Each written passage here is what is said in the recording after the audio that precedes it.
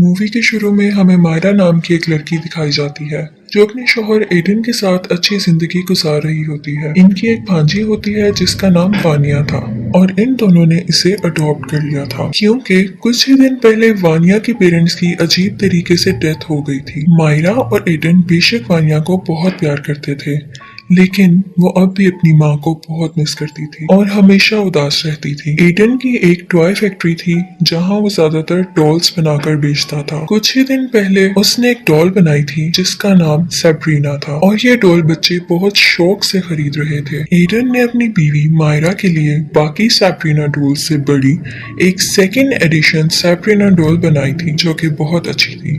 मायरा को एडन का दिया हुआ ये तोहफा बहुत अच्छा लगा था। सीन चेंज होता है और हम देखते हैं कि वानिया अपने स्कूल में है। वहाँ उसका एक दोस्त चार्ली चार्ली गेम खेल रहा होता है। इस बच्चे का नाम डिट्टो था और वो चार्ली चार्ली की मदद से अपनी ग्रैंड मदर के सोल को रियल वर्ल्ड में बुला रहा था। वानिया को ये सब देखकर बहुत अच्छा लग रहा था।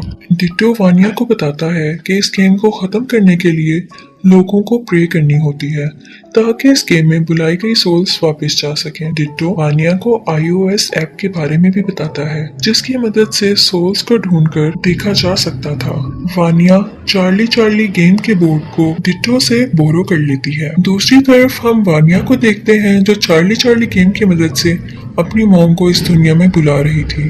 वानिया को फील होता है कि उसकी मॉम की सोल रियल वर्ल्ड में आ चुकी है और वो iOS ऐप इस सोल को ढूंढने लगती है। जाहिर है कि ये ऐप फेक थी और वानिया को अपनी मदर की बजाय अपनी आंट मारिया दिख जाती है।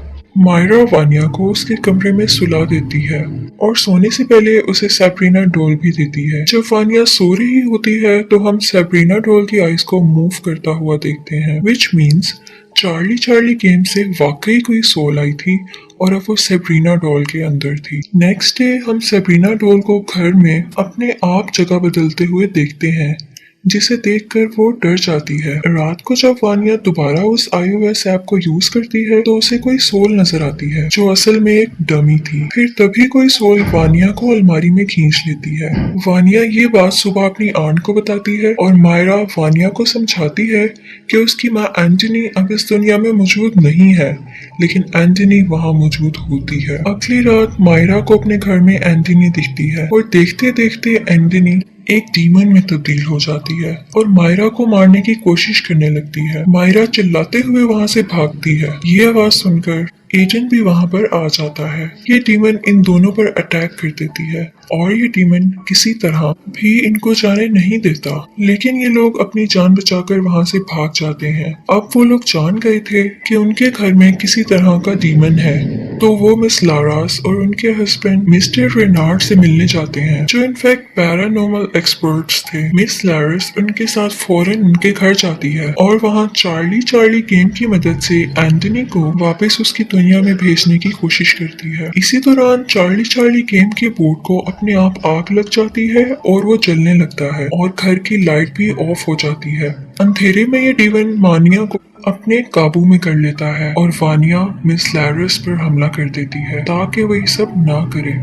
लैरस किसी तरह इस हमले से बचते हुए वानिया की बॉडी से इस डीमन को बाहर निकाल लेती है लेकिन ये डीमन अब आजाद होकर इन सब पर हमला करता है। यहाँ इन सब के दरमियान बहुत फाइट होती है और मिस लैरस इस डीमन को उसी घर के अंदर बंद कर देती है। लैरस से गलती ये हो जाती है कि वो सैब्रीना डॉल को भी अपने साथ बाहर ले आती है और ये डीमन इसी डॉल में आकर इनके साथ बाहर आ जाता है। लैरस इस डीमन को पहचान गई थी और वो बताती है कि डीमन का नाम भाग्या है और ये कोई मामूली स्पिरिट नहीं है बल्कि ये डीमन की चाइल्ड है और बहुत ज्यादा पावरफुल है। यहाँ पर हमें वानिया के पेरेंट्स की डेथ के बारे में भी पता चलता है और लैरस बताती है कि वानिया की माँ एंटनी को भाग्या ने ही अंडर कंट्रोल कर लिया था और इसी ने वानिया के फादर को भी मारा था। लैरस और रेनार्ड दोनों ने मिलकर किसी तरह भाग्या को उसकी दुनिया में भेजा था लेकिन इसी दौरान एंटनी की भी डेथ हो गई थी। वानिया ने चार्ली चार्ली गेम की मदद से एंटनी को वापस बुलाया था